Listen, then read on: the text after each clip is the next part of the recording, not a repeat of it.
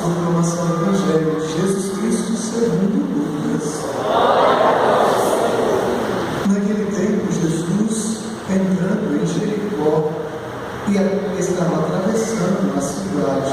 Havia ali um homem chamado Zaqueu, que era chefe dos cobradores de impostos, muito rico. Zaqueu procurava ver quem era Jesus, mas não conseguia por causa da multidão, pois era muito baixo.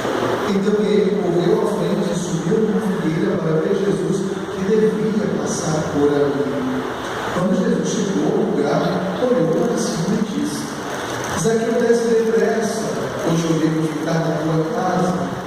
Ele desceu depressa e recebeu Jesus com alegria. Ao ver isso, todos começaram a murmurar, dizendo: ele foi hospedar-se na casa de um pecador.